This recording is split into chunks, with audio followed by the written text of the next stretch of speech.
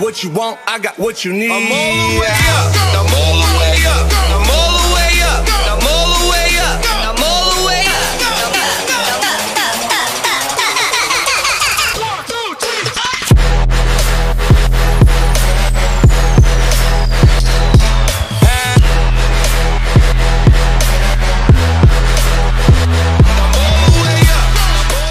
Buenas a todos chicos, hemos acabado de hacer un entreno de pectoral brutal otra vez. Es la segunda parte que hacemos el pecho para mostraros todos los ejercicios posibles para tener un buen pecho. Y bueno, estamos otra vez con el profesor. Él nos va a explicar las tres partes del pecho y cómo se puede entrenar, ¿no? Bueno, bon Omar, aujourd'hui on va parler du pec encore une fois. C'est la deuxième partie, non, de la vidéo. Et voilà, quelles sont les parties du pec qu'on peut entraîner? Essentiellement, le pec se divise en trois grandes parties. Hein. On avait parlé dans la vidéo précédente des fibres claviculaires, c'est-à-dire la partie haute des pecs, celle dont les fibres partent de l'humérus jusqu'à la clavicule ici. Pour entraîner cette partie-ci, j'avais dit que le mouvement doit partir de là, et c'est un mouvement où le bras se lève, en fait, tout simplement. Quand on prend ces fibres-là, on les contracte, qu'est-ce qui se passe? On amène le bras vers le haut et vers l'avant, une convergence.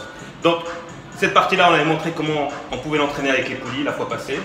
Ça, c'est un entraînement léger parce qu'avec les poulies, on ne peut pas mettre très lourd. Pourquoi? Parce qu'on risque de se faire mal aux articulations et on n'est pas très stable au niveau du dos. Voilà.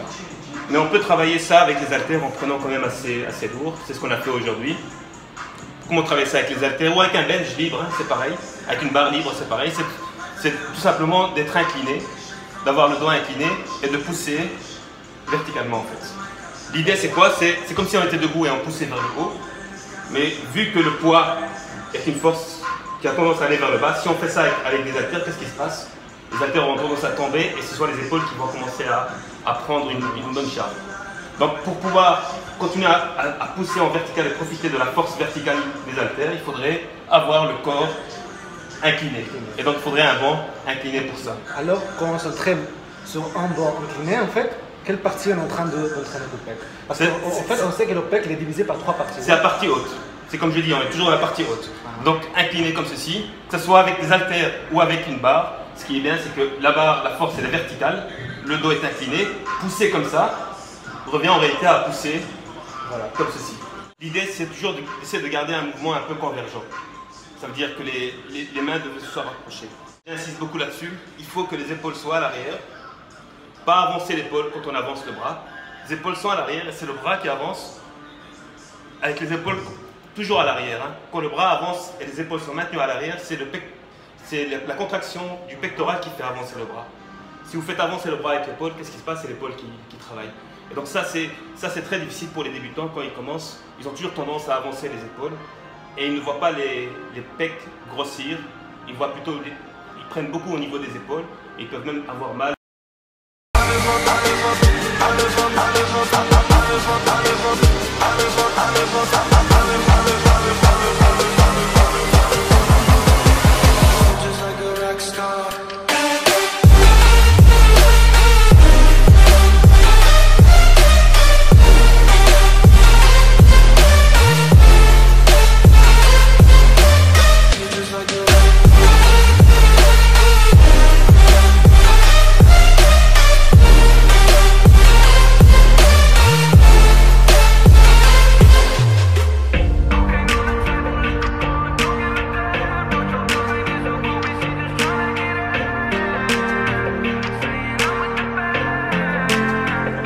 C'est la première partie.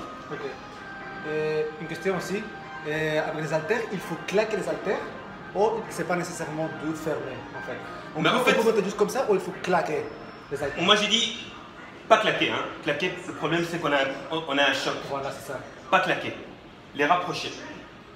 Les rapprocher. Après ça peut arriver que tu les touches sans le vouloir, mais les claquer, le problème c'est que tu as un mouvement de retour, tu as une réaction qui peut être dangereuse, surtout quand tu commences à manipuler des poids quand même assez lourds. Donc ça c'est la partie haute des pecs. Okay. La partie, on a ce qu'on appelle les fibres sternales. Ce sont des fibres qui partent toujours de l'humérus et qui vont jusqu'au sternum ici. Ce sont des fibres qui sont horizontales comme ça. Et puisque les fibres sont horizontales, les contracter permettent de faire quoi? D'amener les bras comme ceci, donc d'avancer le bras comme ceci. Ok? Et donc, si tu veux, c'est le poussé classique, simple, que l'on voit dans des machines guidées et qu'on peut faire, si on doit le faire avec des haltères, il faut avoir le dos complètement couché, plat, le dos plat, et on peut le faire avec des haltères. On peut toujours maintenir le mouvement de convergence pour faire ce petit cercle. Something's coming. Something's coming. Yeah. Something's coming. Something's coming. Something's coming.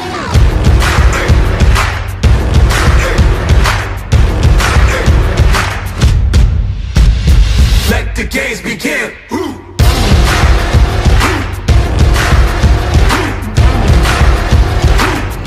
Yeah. Come walk in my shoes. I done paid all my dues. I got something to prove. All in, nothing to lose. Right now, a new day starts. Woke up my brain heart. Stand up and play my part. Like the crowd waves start. Ce qu'on appelle le petit pec ou les fibres qui partent des côtes et qui remontent jusque l'humérus. Ce sont des fibres qui font ça. Puisque la direction des fibres est comme ça, la contraction va être comme ceci. Donc elle va amener le bras du haut vers le bas. C'est le contraire des fibres claviculaires, ces fibres-là. C'est le petit pec. Et pour travailler le petit pec, on avait vu ça avec les poulies. Mais si on veut faire ça avec les haltères ou une barre, on prend un banc décliné, pas plat, mais comme ceci, avec la tête ici. Toujours garder les épaules à l'arrière, c'est ça le plus important, et ressortir les pecs quand vous poussez avec le déclin. Vous poussez, donc il faut avoir la tête. En fait, l'idée c'est de pousser comme ceci.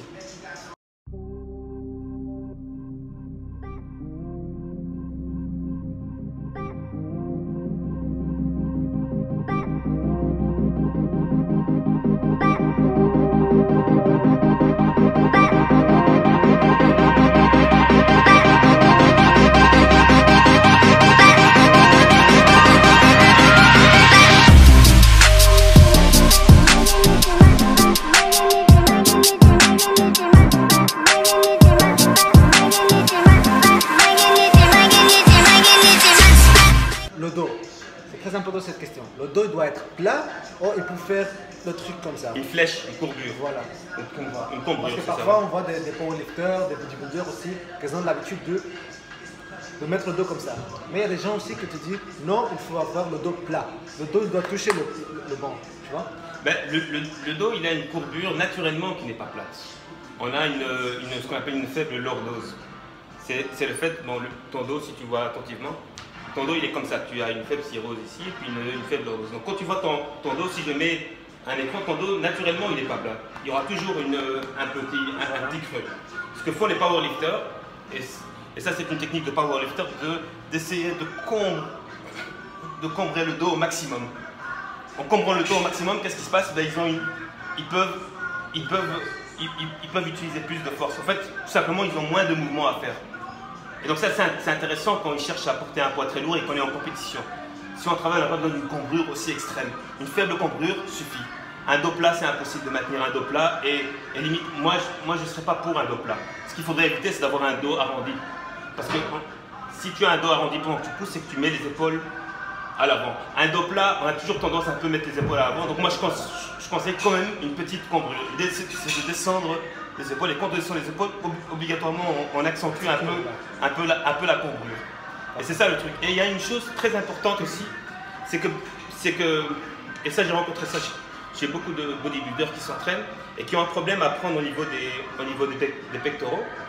Ils ont ils prennent pas beaucoup au niveau des pectoraux parce qu'ils utilisent les épaules sans se rendre compte. Alors qu'est-ce qu'ils font? Ils multiplient leurs séances de pectoraux et ils négligent le dos. Alors quand tu commences à remplacer les séances de dos par des séances de pecs parce que tu veux gonfler les pecs et tu négliges le dos, qu'est-ce qui se passe? Tu n'arranges pas le problème. Pourquoi? Parce que tu auras moins de force au niveau du dos pour maintenir la cambrure et donc tu vas toujours commencer à être un peu comme ça et à utiliser les épaules. Et c'est ça le vrai problème. Donc avoir un bon dos permet justement de maintenir la position et de pouvoir bien développer les pecs. Barre coulissante, je l'avais parlé dans la première vidéo et j'avais expliqué que c'est une barre à éviter lorsqu'on ne connaît pas encore très bien ses muscles et surtout pour les débutants qui ne savent pas s'ils poussent plus d'un côté que de l'autre. Et je vais montrer, même moi qui suis pratiquant depuis plusieurs années, j'évite cette barre là quand il s'agit de porter très lourd. Regardez, je vais vous donner un petit exemple. Elle est très pratique parce qu'il y a moyen de mettre une sécurité. On est toujours tenté de la faire. Voilà. Quand on voit ça comme ça, normalement, il n'y a pas de souci. Mais si on regarde attentivement, regardez. Si je pousse plus d'un côté, la barre se lève horizontalement. Donc j'ai aucune indication sur le fait si je pousse de manière équivalente avec les deux pecs. Je peux pousser beaucoup plus avec un pec et la barre continue à monter horizontalement. Et ça peut être un trompe-l'œil. Et donc on n'a aucune indication pour savoir si les deux pecs travaillent de manière équivalente. Et ça c'est un gros problème. Et tu m'avais posé la question pour savoir comment se fait que certains ont un pec plus gros que l'autre. Ben, ceux qui ont déjà une petite différence de force, ils continuent à porter beaucoup plus avec le pec fort et donc ils continuent à accentuer cette différence de volume. On passe à la question suivante. Tu peux nous expliquer le pullover en fait? C'est un exercice un peu compliqué, difficile de faire, mais très efficace. En fait. Quel type d'entraînement de pec quand on fait ça et quand on rapproche, ça ressemble beaucoup à la partie basse des pecs qu'on entraîne.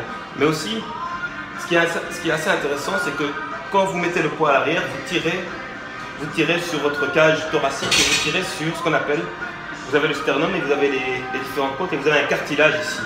Donc quelque chose qui se déforme.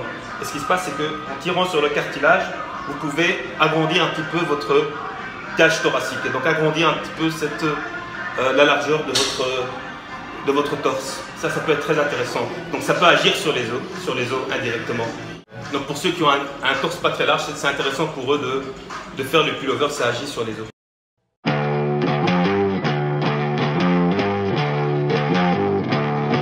You gotta stay open-minded, they say, as long as you agree with them. You gotta keep it shut and start to listen until it gets into your skull. My friend told me you just can't speak freely when you might have someone out there listening. My friend told me you just can't speak freely when you might hurt someone else's feelings. Back on the front cash.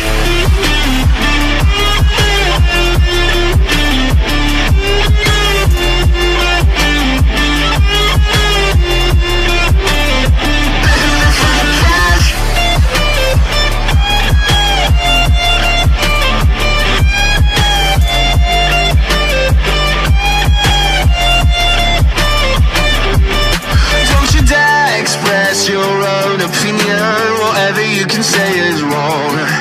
Don't you dare show why they don't wanna see. Des gens en fait, des gamins qui commencent avec le sport et tout, et voilà, on veut tous avoir des pecs et tout, non? Tu vois, c'est un muscle qui tire beaucoup l'attention.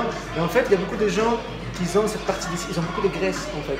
Ils n'ont pas un bon pec développé. Est-ce que tu crois qu'on peut transformer cette graisse en muscle? Ouais, bah, il n'y a pas de transformation de graisse en muscle, ce sont deux choses différentes. Ça c'est très très important. Et heureusement d'ailleurs, hein. C'est-à-dire que le gars qui a un ventre, s'il devient un muscle, c'est dégueulasse. Hein. On a un muscle qui ressemble à une boule. Il n'y a pas de transformation de graisse en muscle. La graisse n'a pas de forme. La graisse c'est comme un peu l'eau que tu mets dans un verre et qui prend la forme du récipient. Quand tu es debout, la graisse elle va pendouiller, elle va suivre la gravité. Quand tu es couché, elle va s'étaler. Donc elle n'a pas de forme propre. Contrairement à un muscle. Donc la graisse, l'idéal c'est d'essayer de s'en débarrasser. Il faut savoir une chose à propos de la graisse. C'est pas parce que vous travaillez un muscle que vous allez perdre nécessairement plus de graisse autour de ce muscle-là. Il n'y a pas de perte locale de graisse. C'est très important parce que je vois beaucoup de personnes s'acharner sur les abdos en pensant que en faisant les abdos, ils vont perdre plus de graisse autour du ventre. C'est pas nécessairement. C'est pas toi qui S'ils perdent de la graisse, bah, en fait, tu perds partout la graisse. Quand on perd de la graisse, il perd de manière globale. Général. Après, je vais expliquer pourquoi est-ce qu'il y a une graisse plus difficile à faire partir. C'est pas parce qu'on travaille les abdos qu'on va la faire partir plus facilement. C'est pas voilà. Et tant mieux, c'est-à-dire que si c'est ça, si je fais ça, ça veut dire en faisant ça, je vais commencer à perdre de la graisse juste autour des doigts. Voilà, donc ça n'a pas de sens. Voilà, donc. Dernière question, pourquoi on a commencé avec la machine pour faire le pec, on a vu comme ça, et on n'a pas commencé avec le press en fait pour le pec? Ok. Et ce que tu vas faire là, tu vas juste, au lieu de verrouiller comme ce que font les personnes d'habitude, on a parlé ça dans une vidéo précédente, on va essayer juste de pousser avec ça, hein. Là et là. Ok. Même mets-le ici et ici. Et l'idée c'est que pendant que tu pousses, tu essaies petit à petit de...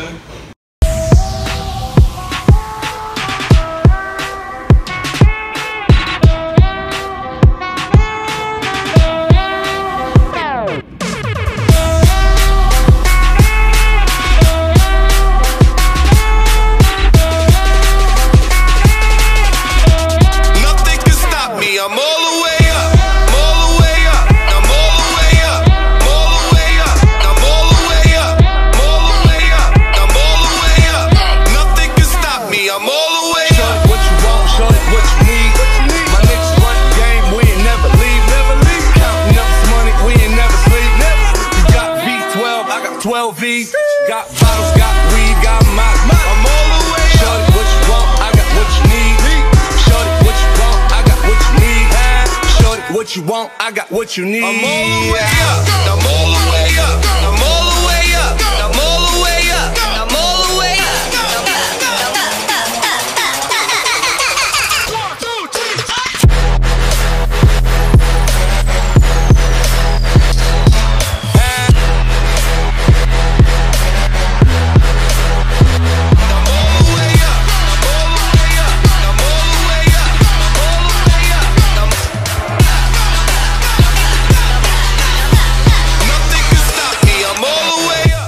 Oui, ça c'est ce que je fais toujours, ce que j'appelle un exercice de pré-fatigue des pectoraux avant de commencer les pecs, mais ça, on expliquera ça dans une autre vidéo. Je veux dire, il est 50, donc on va... Chicos, el gimnasio ya cierra, no tenemos tiempo y bueno.